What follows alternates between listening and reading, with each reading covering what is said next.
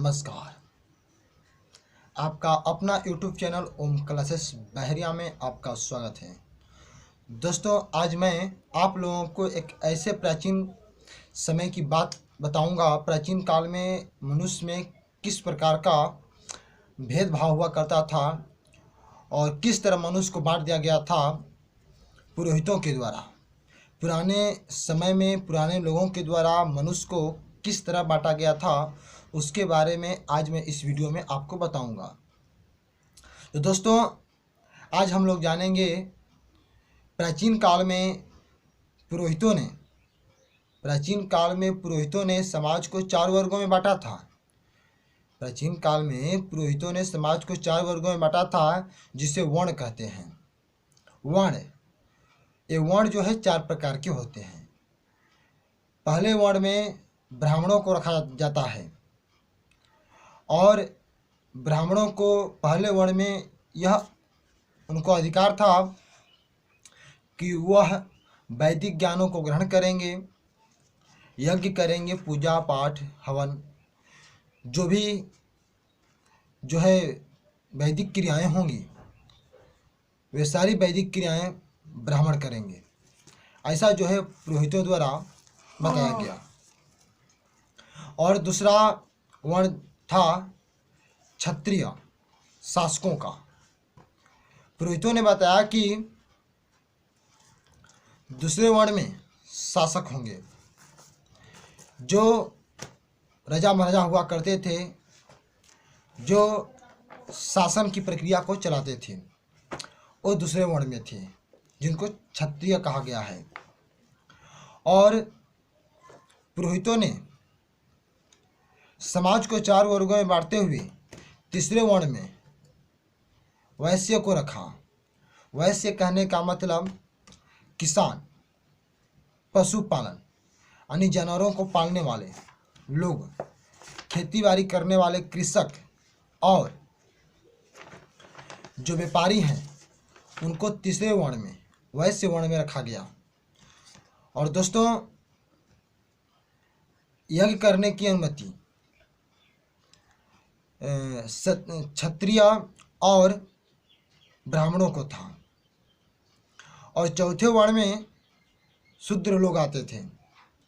शूद्र लोग यानी ब्राह्मण वर्ण और क्षत्रिय वर्ण, वैश्य वर्ण, इन तीनों वर्णों का सेवा क्या करते थे क्षुद्र वर्ग के लोग। क्षुद्र वर्ग के लोगों को किसी भी प्रकार का पूजा पाठ और मंदिर में जाने की अनुमति नहीं थी और पूजा पाठ करवाने की अनुमति नहीं थी। यह बहुत विडंबना की बात थी उस समय कि मनुष्य एक ही था, लेकिन वो मनुष्य अपने जन्म के आधार पर अपने आप को अलग अलग वर्गों में बांट दिया था। पुरोहितों के अनुसार माना गया था कि लोगों का और उनके वर्ण का निर्धारण उनके जन्म के आधार पर किया जाएगा। इसलिए पुरोहितों ने बताया कि जो लोग ब्राह्मण कुल में जन्म लेंगे वो ब्राह्मण होंगे, जो लोग वैश्य कुल में जन्म लेंगे वे लोग वैश्य होंगे, जो क्षत्रिय कुल में जन्म लेंगे वे क्षत्रिय होंगे, और जो क्षुद्र कुल में जन्म लेंगे वो क्षुद्र होंगे। दोस्तों, इस तरह देखा जाए तो सिर्फ वर्ण के आधार पर क्षुद्रों के साथ ही दुर्व्यवहार नहीं किया गया, बल्कि महिलाओं के साथ भी दुर्व्यवहार किया गया। महिलाओं को भी क्षुद्र माना गया पुरोहितों के द्वारा। और इस तरह क्षुद्र वर्ण के लोग प्राचीन काल से समस्याओं से जूझते हुए, और यहाँ तक देखा जाए तो क्षुद्र लोग अपने हक और अधिकार को खुलकर ब्राह्मणों, शासकों यानी क्षत्रिय लोगों से और वैश्य लोगों से अपने अधिकार को नहीं मांग पाते थे। यह एक विडंबना की बात थी। लेकिन समय बीतता गया और कहा जाता है कि हर काल की अपनी अपनी विशेषता होती है।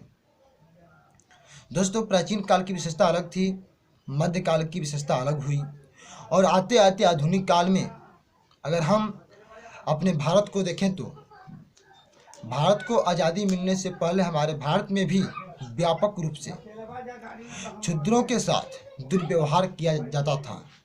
जैसे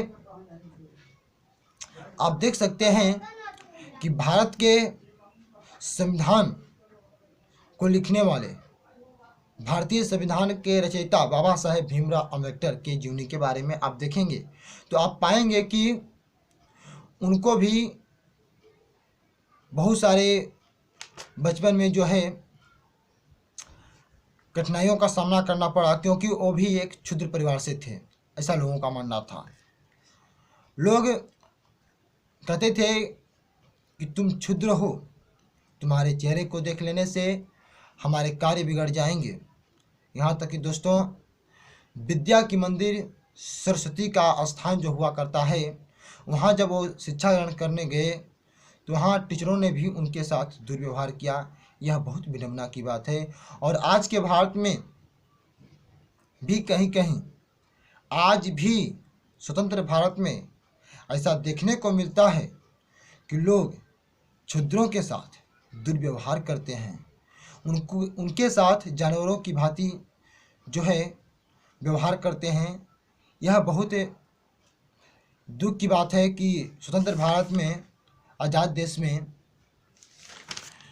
इतना परिवर्तन होने के बावजूद भी अगर आज ऐसा देखने को मिलता है तो यह बहुत दुखमय की बात है। दोस्तों, मैं आप सबसे आग्रह करूंगा, यदि आप शिक्षित हो या शिक्षित ना हो तो आप इतना याद रखिएगा कि आप अपने हक और अधिकार को प्राप्त करने के लिए स्वतंत्र भारत में हर सिस्टम से लड़ सकते हैं। सिस्टम से लड़ने का आपका अधिकार है। बस अपने हक और अधिकार को प्राप्त करने के लिए हमेशा आप सिस्टम से लड़ने के लिए तैयार रहें।